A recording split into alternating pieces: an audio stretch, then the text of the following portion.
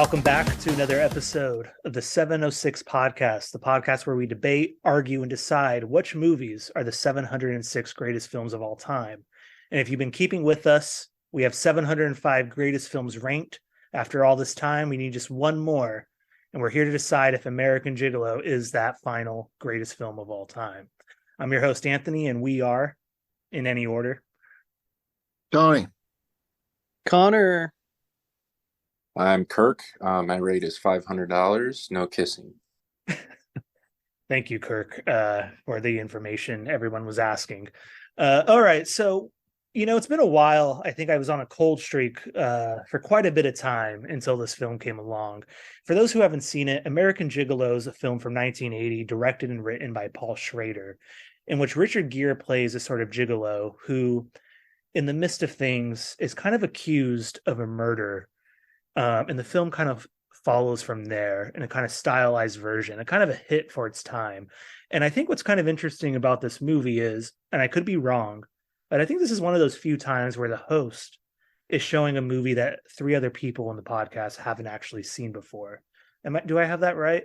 And now we all have a kind of various degree of Paul Schrader knowledge. So I think this is going to be kind of, or I hope it'll be kind of an interesting discussion. I don't know what any of these people have to say or how they felt about it at all. No hints have been given. So with that being said, I think I'm going to go like this. I want to hear first thoughts from Connor, then Kirk, then Tony. And I'll start off with Connor, just as someone who, because I don't really know how he feels about Paul Schrader at all. I don't really know how he feels about this type of movie. So I'm kind of curious to start off that way. So let's hear from Connor first. Well, okay. First, I think you want to hear my opinions on prostitution. No, I'm kidding. I thought you were about to say my opinions on prostitution. My opinions on Paul Schrader is I think I've been with sort of the consensus of the podcast. I feel as we've all been interested in him. We've had something, I think different things speak to us differently. I find him really interesting. This particular film of Paul Schrader, I would say left me a little bit cold, though I think there's a lot to discuss. I think it was interesting. I mean, my main takeaway, I didn't even think of it. I didn't read any description of the film before I watched it. But obviously it becomes clear, I would say a third of the way in, that we're dealing with a neo-noir and kind of a revival of noir in the modern day with the new updated color palette, but kind of how do we translate the noir to the modern day? And I'm not super expert in this movement and this moment of this time, right? Obviously, we think of Chinatown, we think of The Long Goodbye. Those are movies that I've seen that I respect as being part of this kind of this noir revival of the 70s. There's obviously that 1980, but feels kind of part of it. To me, it came across as kind of being too much of a pastiche or kind of an imitation of these older films. And I thought it kind of lost its soul and its kind of identity in the process. I would compare it a little bit to a Rian Johnson film that I watched on the plane back from Berlin, Brick. I went back to revisit it. Obviously, that's another kind of noir revival film where it takes place in modern day, Californian suburban high school kind of life, but it's with all the trappings of noir, the kind of the writing, the snappy takes, the snappy reactions, the affectations, the use of the framing of bodies in these frames, right? The way it's shot, the good old Venetian blinds, that kind of thing. But it drives me incredibly insane because of the way it's written, the sort of affected writing. Now, I know we talked about this, there's a certain way that noir films are written that is part of the general, part and parcel of of Hollywood film of the time, kind of the golden age. But when it's to me, it can feel affected as a kind of attempt to sort of throw back to this without a certain kind of subtlety. It rubs me the wrong way. I can't quite explain that. Obviously, I do revisiting the past. And this movie too, I felt after we are introduced to the character of Julian, I was fascinated by his life and what it means. But then as soon as we get into the idea of a murder plot and chases and being tailed and this kind of thing, it just felt like it was sort of just, here, watch me go through the motions of doing a noir film in the modern day. It didn't feel like it added much to me, and I thought that it kind of distracted from whatever kind of social exploration it was going for. But I'm sure that will be kind of like sketched out by Anthony in more detail. Maybe I will slap my forehead and say, "How did I not see it?" But that was kind of my general take. Too much noir, not enough gigolo. All right, interesting. I should be clear. We're actually talking about the Showtime TV series from this past year, not the movie.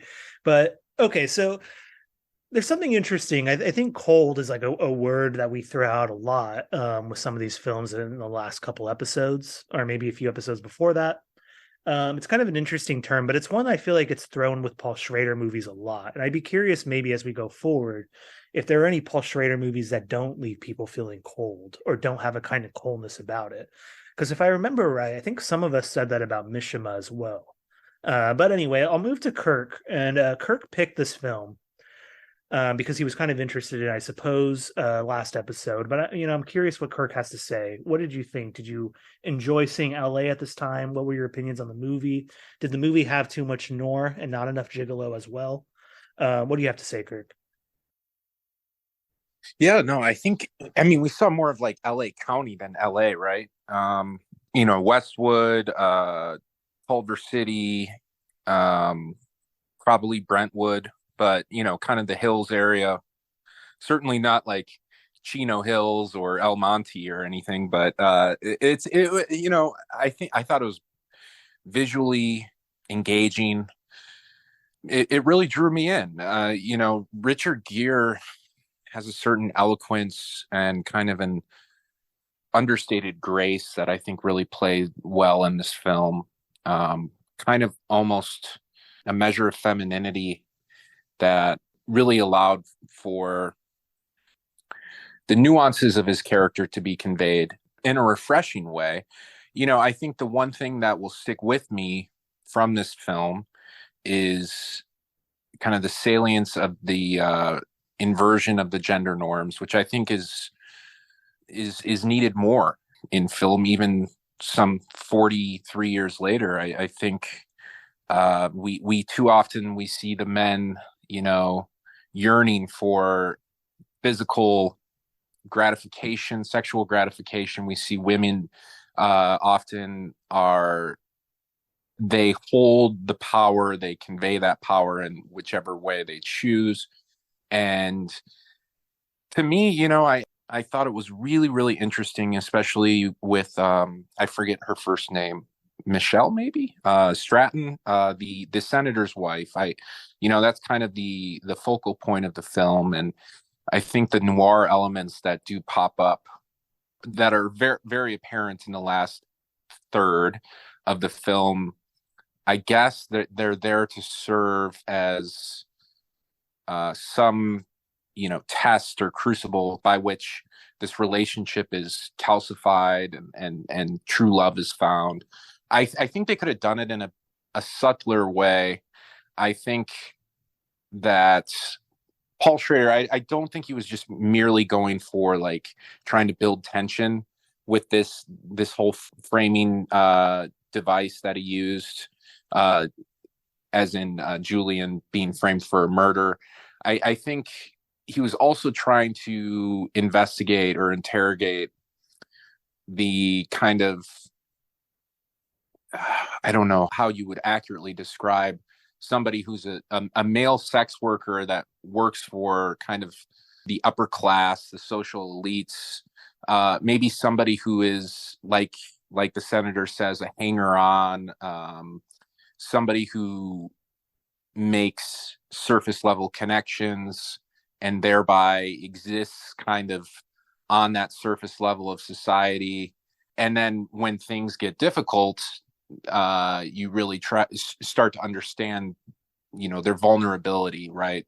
Their social vulnerability, especially as we're talking about it's not like this is happening in Sparks, Nevada. Like what he does is illegal, and he has to navigate the police in a certain way to evade any charges. I thought it did a good job of that. I don't think Paul really knew what he had on his hands in the last act. I think he was kind of trying to work on framing this relationship in like a very kind of poignant way, while also trying to investigate some of these social elements of sex work. So it was a little muddled at the end, especially, you know, some of those shots in the last 3 minutes. I mean, it's like, you know, 3 lines of dialogue, then cut to black. And that happened like 3 or 4 times. It felt very rushed at the end. I'll just say that. It didn't feel like a satisfying ending, even though I do like the visual, the imagery in the last shot of the, you know, kind of the glass or partition or separating them as they're attempting to embrace or connect. I think that's obviously very symbolic of who Julian is. But you know, overall I was entranced. I think it's so fascinating to see somebody on the screen who carries so much charisma, who, you know, one of the really touching moments in a way was when he was seducing Mrs. Ryman in their home, and he was trying to ignore the husband who was there to watch and was, you know, issuing commands. He was trying to focus on the woman. And so it just, I think there's a lot to explore about who this person is, right? Who Julian is, how he came to be who he is, and what his motivations are ultimately. But yeah, I think it is a very considered, like everything is very considered throughout the film. The music, obviously, and the reprisals, you know, are very good. You see certain images that are obviously very constructed. I think when he's looking for the bug in his apartment, the lighting is so, I mean, it's very noir, right? But it is so damn appealing. Like visually, it's engrossing, right? And he's throwing everything off the bookshelves. I loved it with the synths in the background. Like this is my sweet spot, I guess. So I don't really have too many complaints, even though I think the ending could have been handled with a little more care. You know, he could have taken a little more time to decide which side of the fence he wanted to fall on. And I think he tried to straddle the fence, and it ultimately, maybe it paid off in the theater, but on this watch 40 some years later, I wasn't too satisfied with the ending. But I won't let that cloud the film as a whole for me. So those are kind of my long-winded impressions right now. Oh no, very interesting, Kirk. And I think, you know, it's worth saying just before we get to Tony that scene that you're talking about where Julian is very kind of tender and care despite the kind of husband's wishes in this kind of moment he's being hired for is, of course, ultimately what sets the film's kind of plot into motion afterward, when he's accused of, you know, having harmed or killed the woman later on. But also, I think you're also, it's worth saying that Julian, our kind of a quote unquote American Gigolo of the film, played by Richard Gere, specializes in taking care of older women, middle age, if not older. And there's something kind of interesting about the way he talks about it, the way he has to like kind of speak for it, and the way he has to navigate their world while also being kind of attentive to his own. And it's something maybe we could get into later if it interests anyone. But of course, this is pre-AIDS epidemic for the most part. 1980, it's released.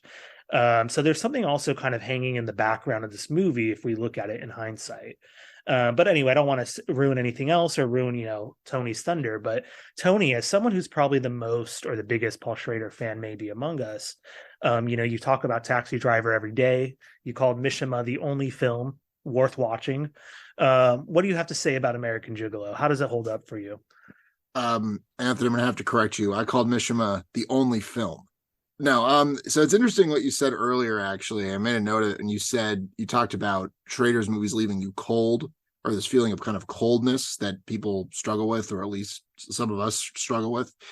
And I found it interesting because to me, like, that is so not my experience of his work. Like, the two movies of his, as a director at least, that I love the most are obviously Mishima, as we discussed in our previous episode, and First Reform, which we've talked about. We haven't done an episode on it. But to me, those particular movies are incredibly hot-blooded, incredibly passionate. You can just feel his, like, red hot passion like through the screen, and just the emotional intensity of like the subject matter and the characters. And I think in the characters and Paul Schrader screenplays, not just the movies he's directed, there is a real intensity to them. Or you look at like Taxi Driver and Raging Bull, you see that intensity there as well. This movie, very different energy, much more subdued, much more cold, a lot chillier. I think in part because he is playing in this kind of noir toolbox, which to his credit is something that I get what Connor's saying about it feeling sort of formulaic in a way, but I don't mind that as much, seeing as that's not like a thing he's known for doing, and it's not a thing he does a lot. Like if every Paul Schrader movie felt like this, I'd be a little bit more like over it, but there was some kind of novelty in seeing it here. And I think that I was left a little bit cold by some of the elements of the movie, but there were other elements too that I did kind of respond to. I think Richard Gere was fantastic. I think he was the highlight of the movie. I think he was perfectly cast. I think it was a really great performance. He takes this guy who is very kind of barely sketched out on the page, intentionally so. It's kind of a minimalist character portrait. We intentionally do not get like a backstory. He's at one point asked about his backstory and he deflects and says, I'm not telling anything about that, which is sort of a meta moment for us as well as the woman he's speaking to. It's like, okay, you're not getting that. You don't get to know who this guy is, where he comes from, or rather who he is in the movie is his actions in the movie. What he does in the movie is who he is, right? That's who he is as a character, because that's all we have to go on, right? And I think it's interesting to see this character who is essentially the archetype of like the outlaw, but he has this attitude of like, there's this quiet nobility to it. There's this sort of like inner strength, this sense that he just kind of knows who he is and believes in what he does. The idea that he does like genuinely take pride in his work. The fact that, he has this specific kind of clientele of the older women, and it's very important to him to give them pleasure. Like that is kind of why he does what he does. And there is something interesting about that, seeing this person who takes what they do seriously and treats it almost as an art while they're still navigating in kind of the margins of society. I think too, it's interesting because the character of the outlaw, is always kind of at the margins there, because what they're doing is kind of illegitimate. They can't do it in the light of day, but because of the clientele this guy services and the worlds he's kind of traveling in, he is around these, like, I guess for lack of a better word, elites, the wealthy.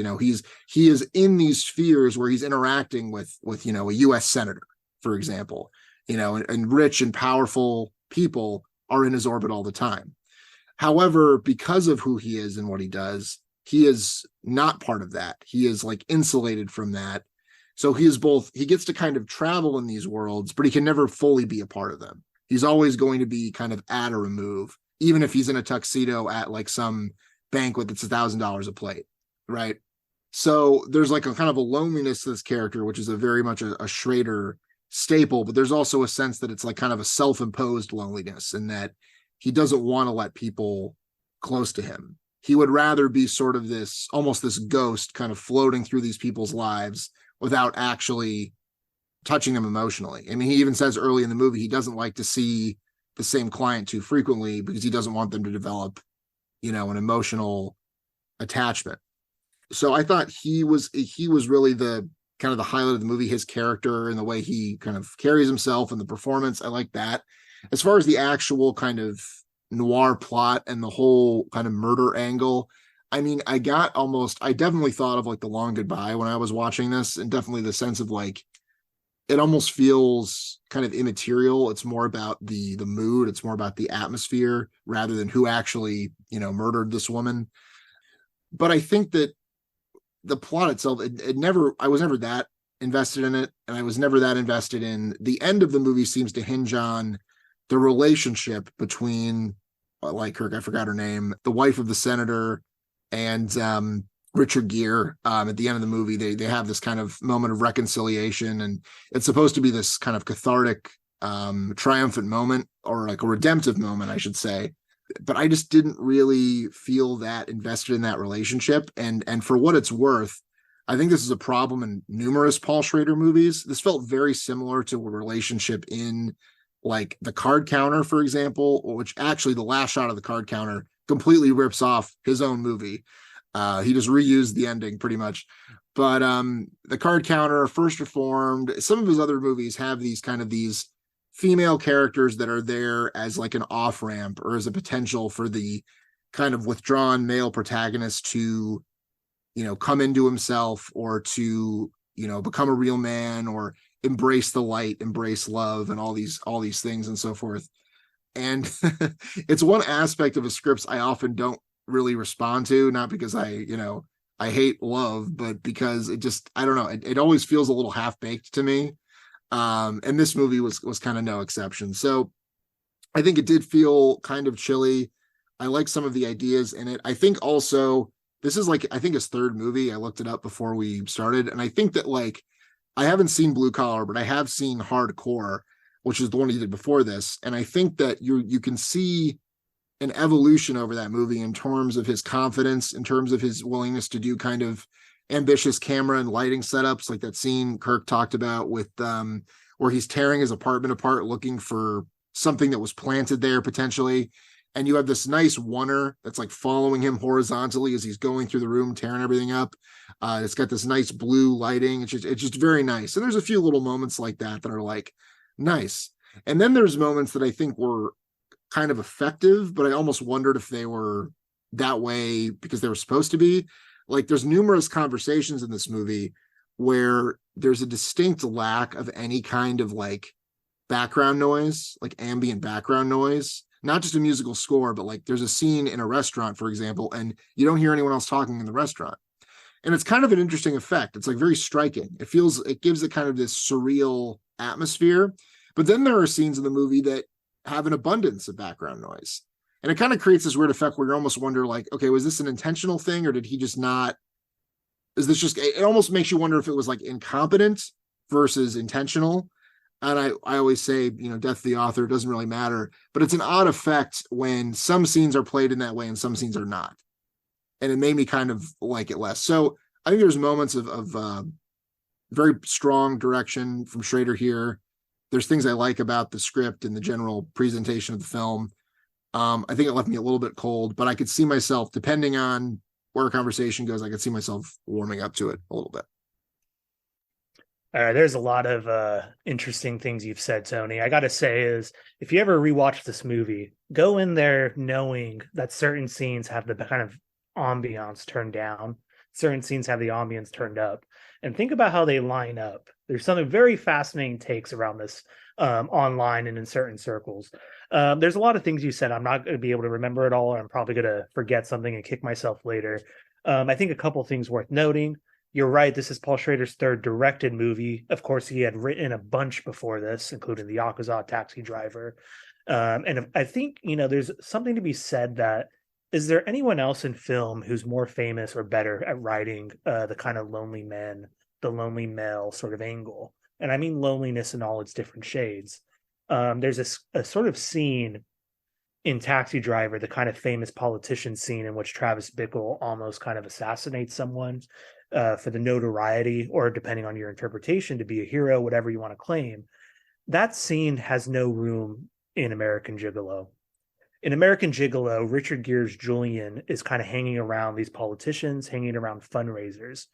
And to bridge what you were saying, Tony, with what Kirk was saying, there's something kind of sad and lonely about Julian recognizing that he's only ever there as kind of the arm piece, the charade, a kind of eyepiece to what's going on in a kind of more elite, more political world. And I think there's something lonely to be able to recognize that and to know that you can't do anything about it, or to know that you can't fully influence things to a certain degree, which is kind of interesting. One of the things I'd like to point out is if you go back and think about this movie, other than Michelle, other than maybe, quote unquote, his pimp and the woman at the beginning, think about how few, if any, young female people are in this movie, other than at the hotel when they're passing by. Think about how many young men are in this movie, how many young, attractive men, especially. And it's kind of another kind of fascinating way of thinking about Kirk saying this movie is kind of flipping the eye candy. It's a kind of unashamed to revel in young Richard Gere, who was really one of the most attractive people in something kind of unique about him, I think, put on screen or put on celluloid. And, this is really kind of a breakout film for him. Before this, he had kind of done a few.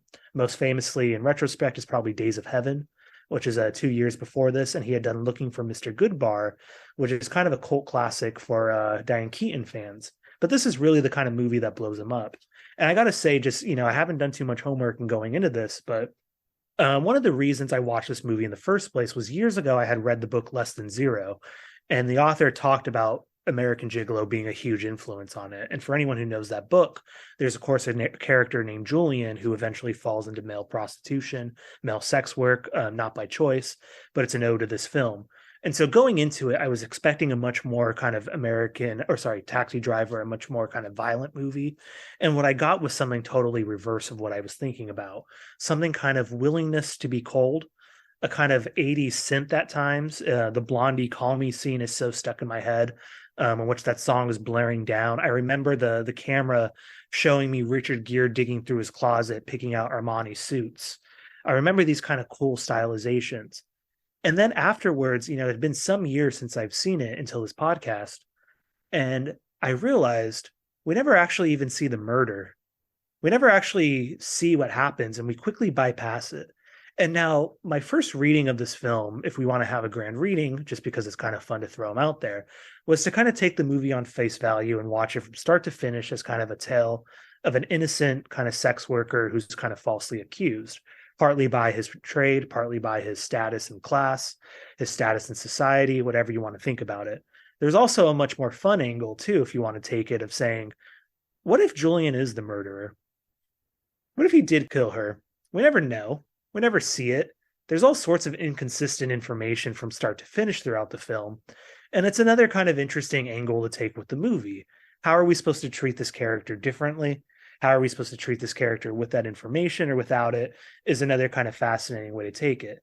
But I think one thing that really separates it out from the kind of noirs that are kind of being revived at this time, The Postman Always Rings Twice gets remade around this time with Jack Nicholson, Body Heat is kind of the go-to neo-noir from this era, is the kind of willingness to be sentimental, especially in this end, this kind of moment between Michelle and Julian. Like, I don't know if anyone even had this question, but it's like, when did they fall in love? When does she fall in love with him to the point that she's willing to see him through to innocence and to wait for him at the end? And there's all sorts of these little kind of questions that I feel in another kind of director's hands or another writer's hands, I'd be left with kind of wondering if they were kind of purposely there or if they were kind of accidental. But in the case of the film, I'm totally with it. And like Tony was saying, I use cold here as kind of a deep compliment, as opposed to, I should say, the intensity of a Travis Bickle or a Raging Bull, which, I know he wrote and didn't direct.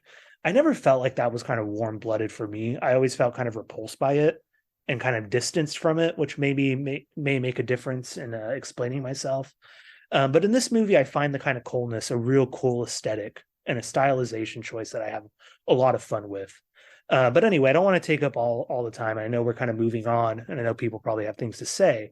But I'm actually curious because some of us were saying that the plot felt kind of inconsequential. But what happens when we think about it a bit more? Like, what do we think about the murder that kicks off really at 2/3 of the film, 30 minutes into the movie? Does it do anything for us? Do we think about it? Do we ever even stop to think about Julian's role in it or lack of role in it? Did anyone give any consideration to it, Connor or Tony or Kirk? Or anything else, could take it anywhere. I did have some thoughts about whether or not he was the murderer. I think we're meant to toy with that idea. Ultimately, I'd just be curious to know, like, what Schrader was trying to accomplish with this film. Like, what was he setting out to do artistically?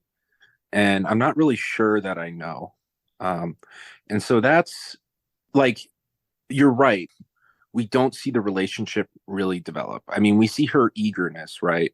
Which is born out of her dissatisfaction with her marriage, Michelle's eagerness, that is. And I guess we see him in this scene where they're in the park or they're in the botanical garden. I thought it was a nice touch because there's like a tree with a plaque on it. I don't know. There's just everything, like I said, feels very set up, kind of the the artificiality of whatever's on the screen, I think pervades the whole film, is pervasive. So, but that relationship, I think it turns there when he says something to the effect of, "I don't know if I've ever known what I wanted." He kind of almost very subtly admits that he doesn't care about the murder so much as he cares about how he's being affected by her and by her presence, and how this is changing his perspective on his life. But does that give enough for her to, perjure herself? And yeah, I don't know. Sometimes we fall into the trap of like, oh, the two most attractive people in the movie, they, obviously they like each other, they're meant to be together, right? And I think in this case, we're kind of cued to believe that, and kind of understand that the love should flourish, blossom, or spring forth from that. But I think the murder, back to your question, the usefulness of the murder to me, I think it's fumbled. And I wonder what he accomplishes by scapegoating this Leon character, and also, kind of a little repulsed by how Leon's character is kind of conflated with his perhaps repressed homosexuality. I was curious about that. And then obviously the good time apartment balcony drop, is kind of curious. And at the end where Leon dies and he lets him go, that's where it's hard. It's you wonder, can Schrader explain the progression of the film without kind of dipping his toes into kind of the noir, themes and ideas and constructs? Like, are those a crutch for him in this film where he was trying to build something out and ultimately it didn't come to fruition? But one last thing I will say is that, I thought that it was just so, the film, what it succeeds at more than anything for me is, like I said, just getting back to those gender roles, like just showing this man who really has no desire for sex. It seems like it's his job, it's his occupation. He has a beautiful woman in his house, and she's trying to solicit sex from him, and he's kind of trying to usher her out the door initially, at least. And I think, it really does say a lot about how most movies approach, kind of the yearning sexual, that primal urge that we see so often in films, that kind of undergirds anything from romantic comedies to dramas to anything in between, really. And to true crime, of course, you look at that. But I thought just it was so refreshing, and kind of empowering, especially at a time in the 80s. So where we're looking at, you get back to the term like the hyper normalization, right? Like this all feels in the 80s, especially as the 70s kind of roll over, we feel very much constrained, and there's such a high social threshold for any sort of aberrant behavior. And obviously it's something that's interesting. So I've been rambling, but I think it's just such an interesting film that really hit me. And it's rare when the main thrust of a film misses, but it doesn't really matter, for me. So that's kind of a rarity. So that is an unusual one for Kirk. And I think Tony, you were about to speak. I'll just say I like the word artificiality, Kirk, because you're totally. I don't think it's a coincidence that the film's set in LA, of course, or at least LA in an extended area, a famous area known for being kind of fake or superficial or artificial again. That the only real time maybe of sincerity that we see, if it's not the love, is really the kind of moments in the bedroom, when they're both like fully unclothed or both fully naked. And there's something to be said that's kind of interesting about how Michelle, the woman, is kind of the aggressor, in the sense of the one who's pursuing him. He tells her at one point blankly that, he's not really her type. She's not usually the type that he has to work with, which are usually the ones that are kind of set forward by the pimp, the handler, or older. And he has his reasons for it. But there's something kind of fascinating to think about when or if the artificiality of the movie ever breaks, or the artificiality of the world of the movie ever breaks. But sorry, Tony, you were going to say something. No, it's actually it's similar to what I was going to say. Just that artificiality. Like I was going to frame it a little differently, but I think that's a great word for it. 'Cause to me, the movie's all about like the surfaces we're kind of presented with, and one of the things I think is kind of brilliant is that central ambiguity of whether he did or did not kill the woman. Like, I think we're meant to assume he did not, and most of us kind of watch the movie and just assuming that he didn't do it, right? But that's never made explicit. Like, you can't argue that he unambiguously did not do it. Like, everything we see in the movie could have happened, and he still could have killed the woman, right? But I think that ambiguity works to the movie's strength, it works to its benefit, because in real life, hopefully we would never be in the situations the movie is depicting, but we're getting the external view of it, right? We would never truly know. Let's say this guy gets convicted, you see it on your local news, you wouldn't know really the story behind it. You would know the story that was told, the story that made sense. And that's the whole movie's about, these like kind of different stories and whether or not they make sense or whether they're acceptable. The politician's all about narrative crafting. Like, that's your job as a politician. And he is concerned not that his wife is unhappy or that she's unfaithful. He's like, gosh, I can't stop her from being an idiot, like whatever. It's purely the meta narrative. It's purely how that makes him look and how it affects the primaries. He's like, get out of the country till the end of the primaries. And the police, likewise, they like Richard Gere as the accused or as a suspect because, it's a narrative that makes sense to them. It's a narrative that they like. Do they truly believe it? I think it's ambiguous. I think they could go either way, but it's something they convince themselves, which is what happens all the time in real life with law enforcement, because your job, you're incentivized to close the case. So you have to get on to the most obvious intuitive theory that you can argue most persuasively to a jury, right? That's just the natural incentives in place. And the whole movie, we're dealing with the alibis and the counter alibis and the alibis that don't check out and are being revoked. The fact that his exculpation at the end of the movie, his kind of saving grace, is a lie, right? It's not that she finally came forward and admitted that they were together. It's that she's, covering his ass and potentially exposing herself to an obstruction of justice charge and perjury, right? So the whole movie's about kind of the narrative and the fact that what I was thinking before that moment is like, okay, it's about how these powerful people, these circles he runs in, the senators, politicians, wealthy individuals in our society who kind of make the rules, they decide the stories that we eventually get, that eventually get filtered down to us, are the stories that they have collectively agreed upon. And that's kind of, to me, was what the movie was about, was the idea that like, oh, well, this guy didn't do it, but they're going to convince everyone he did because that's the narrative that fits the view of the world they want people to have, right? I think it's brilliant, though, when you bring in that angle of, well, we don't know if he did it, because that makes the whole movie kind of an argument about that and about narratives and what we see, what we as the public will see versus what quote unquote really happened, right? So I think you're onto something, Tony, and I think there's something to be said that Julian throughout the movie lacks the conviction of a narrative or lacks the conviction of storytelling.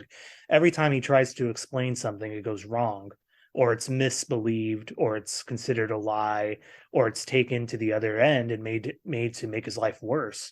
And he always, or as the movie goes forward, we should say, is he has to run to other people to speak on his behalf, to tell a story about him. And everybody of course ends up either betraying him or not being able to until that very last scene when it's a kind of false story to protect him. But even Leon, who's a kind of interesting character that maybe is a little, I don't want to use the word problematic, but has a kind of questionable element around him. But even Leon, who he goes to and tries to pay to have an alibi, every time he sees him tells him, I'll have it for you soon, or I'll have the alibi next time you see me. Even though he's, in this conspiracy and stuff, can't offer him something just to like throw him off the trail for a bit. So the only other person that's really a character who's in the same line of profession is similarly unable to really have a narrative, maybe. But Connor, I mean, you have brought up a complaint at the beginning about kind of feeling dissatisfied, if I remember this right, or if I remember your wording right, with the social world of the film, with the extension of it. Does hearing things like it's artificial, that it's about a meta kind of layer of narrative and power, lies, help, or does it kind of further your kind of complaint with the movie? No, I think that kind of is the crux. I think that's the higher level of analysis that I think I maybe haven't reached. But to me, to be a bit reductive, like to me, the way I see this movie is that it's propounding what I think is a fairly straightforward heroic narrative of this character. Though, of course, he's an anti-hero, but he's like this kind of Nietzschean anti-hero hero, right? Who's just above the law. He does the thing, and he adheres to values that I think, that are not particularly subversive for the audience. I think there's something about the way his activity is presented, and it is heroic and it's sort of chosen, and we never get, what I think would have been a pretty like predictable way to go would be to say he was just a small town boy, and then he had to resort to to being a gigolo, to prostitution, to sex work, right? They don't go into that, and in fact, it presents him as I think again a kind of Schrader stand-in figure, this kind of artiste who's devoted to what he does. And it's this idea that I think is not, though I think you guys are right that of course should be interesting to us, like thematizing female desire and the meeting of female desire, but I'm not sure how really subversive or new that even is at the time, right? This idea of like the person who irresistibly attracts women who will give up their social standing to pursue him. And the idea too of being kind of like the giver of orgasms, is that really like a kind of subversion of a masculine like style of sexuality? Of course, right? Obviously, it's like a step in the right direction, right? I'm not saying that that's a bad thing, but like it also is kind of a reductive and kind of still kind of based on this idea of like excellence. And, I'm not sure the movie completely agrees with that, but I think on a basic level, the movie is kind of endorsing that as his view, right? That it's not the view of these, effete or, sort of corrupt, kind of elites, but that it's his calling, right? And also, I think, again, and here's where the problematic, of course, that word, not the best word, but like the problematic element comes into what Kirk mentioned, where we have the scapegoated onto what's presented is he is this kind of like fork in the road, that he's an artiste. And for him to sell out would be to have gay sex, right? It's kind of explicitly said. They use the, a certain slur, right, that our character himself uses, right, that he's not going to resort to this kinky stuff and this, gay stuff, right? And that's presented as a kind of like, as a kind of threat, right, that he will have to sell out, that he will have to kind of like resort to this, whereas really his real aim is the heroic giving pleasure to women, right? And I think that kind of like stigmatizes too, like, gay men or people who have gay sex, right? Which I think is probably the larger part of like, of male sex work. And that's like kind of marginalizing them and their experience too. And like, and ultimately I see it as like, I see him as an unconvincing kind of like anti-hero, or rather, I think Schrader is interested in anti-heroes, but I think he's kind of, to me, he's a very flat hero. And like, I'm not reckoning with all of that social stuff at the same time. I think to me, that's kind of a weakness of the movie. Yeah. Yeah, no, I'm glad you brought up what those weaknesses, as you termed it. I know we're running out of time, but I did want to ask this and bring it up. This movie, and I don't say this as a kind of convincing maybe counter argument, Connor, but it's maybe it's just my kind of weak defense with some of your criticisms. Now, we know, like in hindsight, the movie obviously had kind of a gay following. Richard Gere, of course, and the nudity certainly helped propel that in kind of, film historian ways. But in rewatching this movie for this podcast, there's something that I was thinking about is we hear that Julian doesn't do kinky stuff and gay stuff, as Connor said. We hear it a couple times. Yet, as the movie goes forward, didn't anyone find it kind of interesting that Julian, though, somehow has a very steep knowledge of the gay underworld of LA? He knows what clubs to go to. He knows how to get in. He talks to the bouncers in a way that knows the code. and he somehow gets pushed through. And we even see it in this club.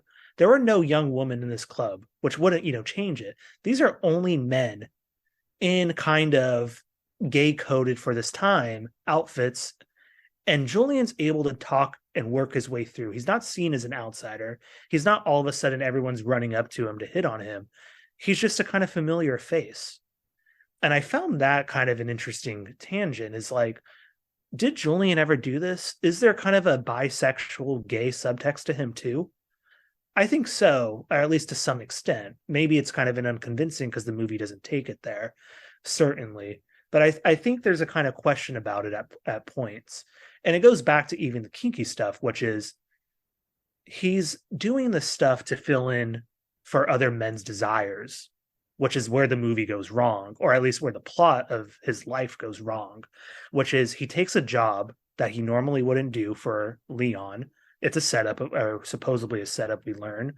And what may have led to a murder is, of course, kinky BDSM that's meant to benefit the male who wants to watch it.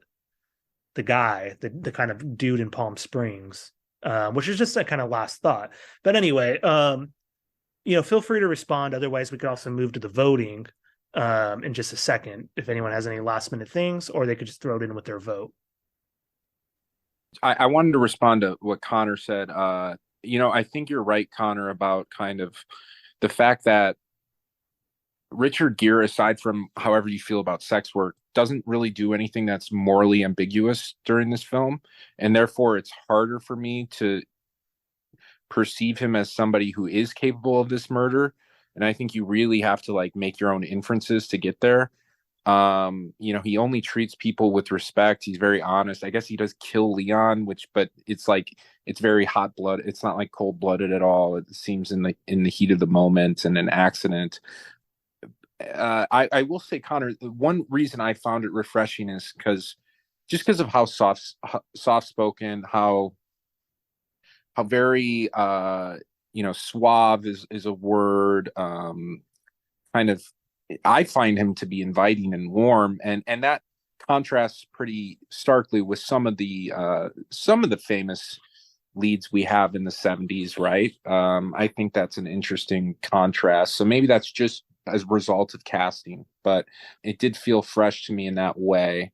And also there wasn't any hint of womanizing, which I think it could easily fall into that trap when you have a character like this, right? The one piece where we kind of are meant to question what he's saying or what his story is when he goes to the one client's house and her husband comes forth and he's like, well, I was here with her. But then you could read that as they're both very committed to making sure that nobody knows that she fucked a prostitute. That's kind of the easy reading. Otherwise you could say, oh yeah, she genuinely he wasn't with her. And I don't know how we're meant to, that kind of just brushed off my shoulder, and just kind of I didn't really pay much attention to it after that scene. But I'll be short and simple and quick and say this was a great film, and I think it is worthy of induction into our canon.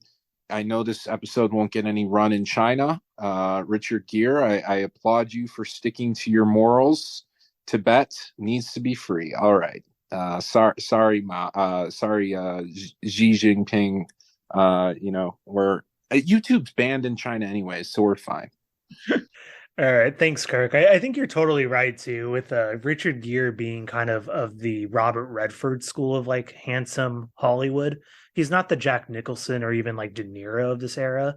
Maybe it's also helped that in hindsight we all know him from Pretty Woman or something, and how we kind of view him as maybe more warm. I don't know. I'm just kind of throwing things out. But anyway, Tony, you wanted to say something and, your vote. Yeah, no, I really liked your kind of reading on the homosexual subtext in the movie. I think that's absolutely in there.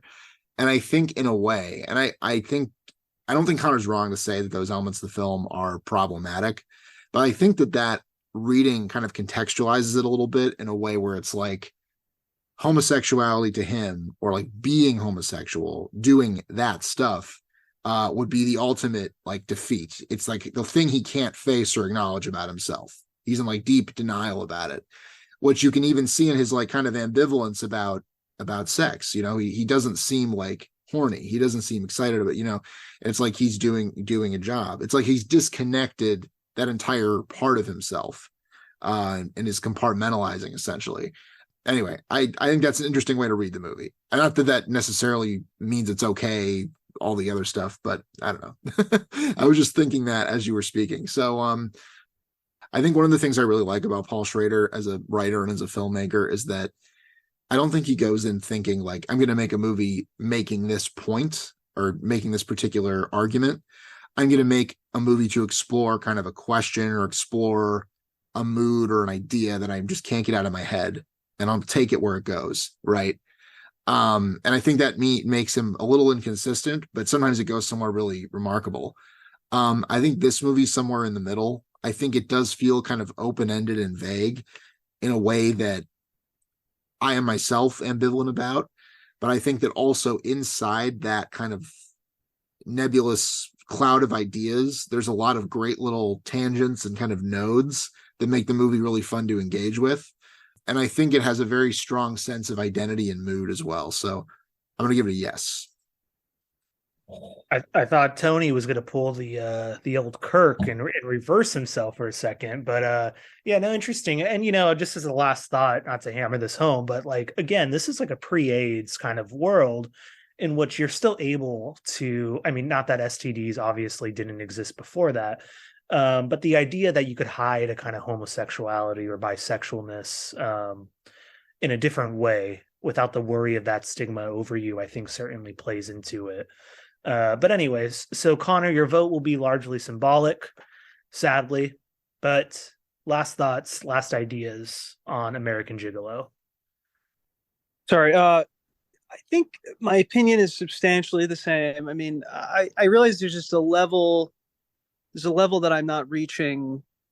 There's a further level of commentary and understanding. I think I would have to see more of the ambiguities. I think maybe I prime myself to see it as a kind of as a heroic narrative that I think maybe the noir aspect maybe contributed to. I don't know if that's fair to say, but like I stand by what I said as to like sort of like the flatness of the character, that he could have done more to show a little bit more of like the paradoxes and like of the reality that he lives in, right?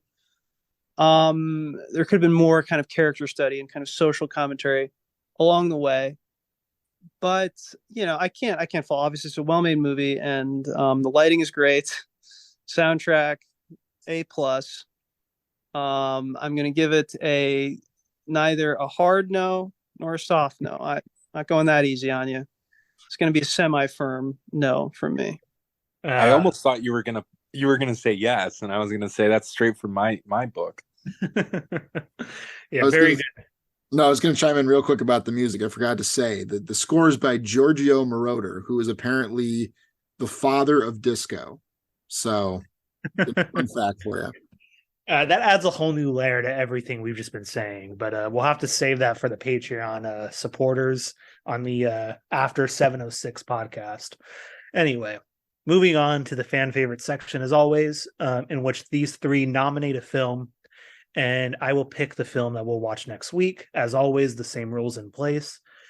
Whoever claims a decade, the other people cannot choose a film from that same decade. I don't remember who went least recent. I want to guess it's Connor. Tony? Connor did Josie and the Pussycat. Okay, so yeah, I think it was me. All right, Tony. So it's up to you to pick the order and how you would like to go. Okay, I think I'll go second. That seems to be working out well for people. I don't know. We'll see. I don't know. I was on a long streak for a while going second, so we'll see. This is like a sports betting scenario. Like I'm due for going second. All right. I'll Connor go first. As always, I completely forgot about the fan favorite segment, and I had not picked a movie, but I'm pulling it out of the hat. Here it comes. This is a movie that's been on the list for a while. It's been sitting there. I consider it one of my favorites, but it's sort of cooled in my heart. I've never felt the urgency to recommend it. and I'm not sure what makes me want to recommend it now, but I feel like this is something that this is a little morsel, a little piece of bait that I think Anthony might take. My film is The Bridge on the River Kwai from 1950 something. I forget exactly when. This is a what we could call it's a David Lean kind of epic film. It's long and has an intermission, I believe. It's a World War II kind of adventure story taking place at a prison camp, Japanese prison camp. I think it's one of those movies you come into it thinking it's this kind of musty, gung ho, immediately post war, sort of pure, sort of like, conformist Americana sort of entertainment. But it actually has an extremely interesting, especially its ending, I think is just one of the most like kind of shocking and kind of bewildering and to me deeply moving like moments I've ever seen in cinema. It's something that's always stuck with me that I want to revisit. Essentially, I can get a little more into what I think kind of the themes are, but it's a movie that I think is worth a kind of like an interesting reappraisal because I mean it has been reappraised as well, sort of over the course of its reception. But I think it's an interesting movie to kind of to pull out right now. And yeah, that's my movie.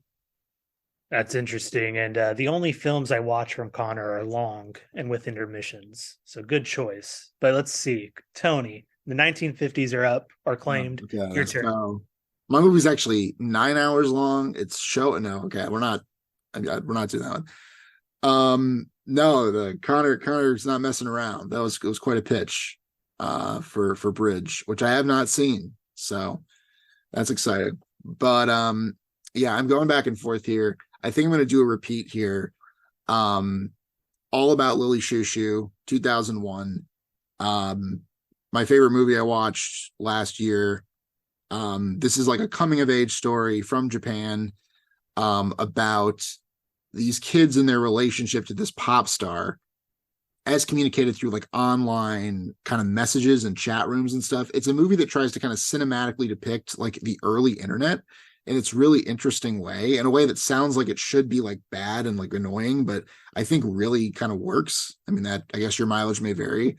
I think the music's great, and I think it has like an amazing collage like aesthetic with like a bunch of different kind of styles and formats are kind of thrown at you, which is part of why I think it's a good reflection of like the early internet era, and like it's a great time capsule. I think we have recently done a lot of movies kind of from that general time period, that kind of turn of the millennium, but so that's kind of a potential weakness, but I think it's a really interesting movie. Interesting. And I got to say, Kirk, before you go, that everybody's picking movies that are 2.5 hour plus long. So I hope your movie similar length, similar runtime. But let's hear what you have, Kirk. Okay, so for my movie, we're going to be watching every episode of The Simpsons. I hope you're ready. Seasons of 2 through 9, those are pretty good, but everything else is crap. No, fair play to Connor and Tony. Interesting choices. I've seen neither. This one is handpicked for you, Anthony. I would probably throw it Tony's way if I were desperate, but it's Sicario, 2015. I don't know how to pronounce his name. Is it Villeneuve? Denis Villeneuve? Denis Villeneuve? Denis Villeneuve? Okay. Yeah. Well, I'm just yeah. My French is like I could pronounce Icelandic before French. I don't have that the ability to caress the words. But he directs it. Obviously, it's written by Taylor Sheridan, who I'm a fan of. Wind River, it was like blasted by some stupid aggregator site. I think Wind River was fine. I mean, some of Taylor Sheridan stuff is. The reason I'm offering it up is because I think there's an element of it that could be considered problematic, and I want to hear what your perspective on it is, Anthony. And I think that so the film is basically about the drug war or drug trafficking between Mexico and the United States, and various governmental agencies and how U.S. government agencies and how they combat these issues, and through a very modern lens. It's well acted. Emily Blunt, James Brolin, and Benicio del Toro. I think it's pretty ruthless. It's a kind of a thrill ride, and yeah, there is some really interesting social commentary when we look at what we've been primed to believe about Mexico as a country, as a cultural mass, right? Like as something that is to be feared. We can talk about I don't think the film's guilty of the color shading that Mexico is often subject to, however you term it, where it's like everything's orange or beige. But aside from being enjoyable, like viscerally, I think there's a conversation that we can have, like a political conversation, and I'm really interested to hear your thoughts on it, Anthony. So that's my choice. All right, very different picks. I gotta say, actually, as a fun fact, Kirk, for Sicario, actually two things. One, John Berthal in that movie is the Richard Gere character in the American Gigolo TV series. He plays the same character, Julian Kay, which is kind of interesting to me. The other thing about that movie is I think it was Tony's like in his top 5 when we first started doing this. Am I completely misremembering? No, it was so it's actually, I would say now, probably my number 1 of that year. Because my number 1 was Anomalisa, but I don't really like that one anymore, as we've discussed. So by default, it's Sicario. But yeah, I absolutely love it. All right, yeah. So, a lot of interesting things and a lot of very interesting picks that are, very different from each other. So like I said, I honestly could go any way and I'd be happy with it, but I need some rebuttals. I need to hear why your film is the one to watch. Connor. Okay. I don't want to knock down these other 2 movies. I tried to watch Lily Shoo Shoo, and I sincerely, based on Tony's recommendation, I felt it was urgent that I watch it. I tried to watch it. Something distracted me. I felt guilty. I have this like guilt that I never returned to it. I'd love to watch it intentionally for the podcast. That might be the perfect way to enjoy it.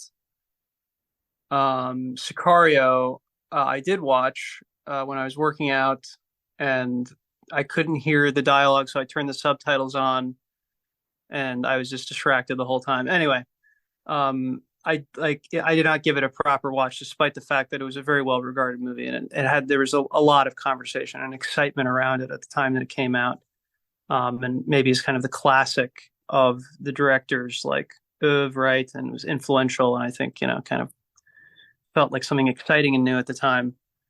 I guess I can only make a case for my movie. It's a big, epic film, but but it has a suitably kind of epic like subject matter, which to me is like the fate of Western civilization or something like that. And if you're in the mood for that kind of thing, it's a very interesting, and I think again to me there's an element of surprise to where the movie goes with that. And that sort of emerges out of what seems like a rather like kind of trite like sort of World War II heroic story. It becomes something much kind of deeper and darker than that. And Alec Guinness, Obi-Wan, is in it.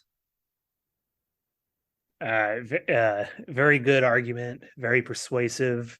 Tony, why is your coming of age film from someone who hates coming of age films the way to go?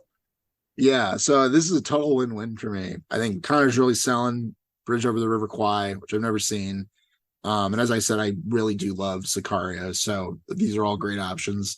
As for what mine has, I think that I like you said, I'm someone who doesn't generally like coming of age stories. Like most coming of age stories I see, like I don't feel really represented in, or I don't feel like it really relates to my own experience at that time in my life. But this movie really does. Like this movie like felt really, and it might just be me, like a quirk of my personality. But I related to this movie when I saw it. And I think that just the boldness, the brashness of its style, its willingness to dabble in kind of different things and go for different emotional reactions, often in quick succession, it's a sort of an audacity and a boldness that I always really gravitate to, and that really excites me about movies. I was like, oh yeah, this is so cool when a movie can do these things. You know, it almost has like a music video aesthetic at times, which again, like your mileage may vary. Like some people might find it kind of obnoxious, but I think it's really cool and new. Anyway, so that's the other. They are all great options, but that would be my pitch. All right. I didn't realize it was video game week. We got Bridge Builder, the Simple Flash game. We got Club Penguin, the movie over here. It's now shut down, Tony. I didn't know if you knew this, but no more servers. And then we got mine. It's Call of Duty 1 through 28. No, all fine choices. I'm not going to deride the others. I will say that I think my film, there's something about, right? Breaking Bad ended in 2013. And I think though Breaking Bad obviously is in the, set in the United States, I think there's, obviously there's explicit mention and involvement with Mexican drug cartels, but we're meant to feel like Albuquerque is kind of very detached from maybe a normative American life, right? It feels exotic. I'm speaking, from like an uninformed heuristic perspective. It feels untamed, right? And I think that added to the appeal. Like Breaking Bad, it would not have worked if it were based in Duluth, Minnesota, right? It just would not have worked. So I think coming off of the success of Breaking Bad, we have this film, which I think is a little more intentional about what America's fascination is with Mexico, with this idea of always attributing pervasive criminality to the country. I think Mexico is kind of our gateway, right? Literally to, the rest of Central America. And then to, obviously we have Colombia where, we think of as synonymous with drug trafficking in the 80s. So, and early 90s. I don't know. I think there's a lot of meat on the bone.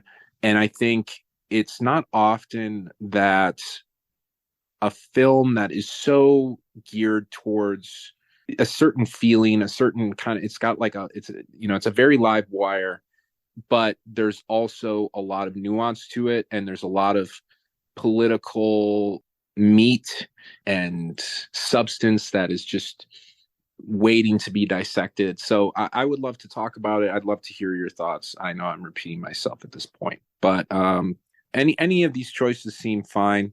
I'd probably rather watch Bridge on the River Kwai than Tony's, just because I've always needed to watch it. So I haven't seen it, so I should probably see it. Great nominations again. I think this is one of the better rounds we've ever had, and one of the more civil conversations we've ever had, for that matter. Of these three, I think Tony missed an opportunity to say that this, or maybe he did and I missed it, that this pop star is modeled after Bjork. I don't know if that's true, but it's in the IMDb Google description.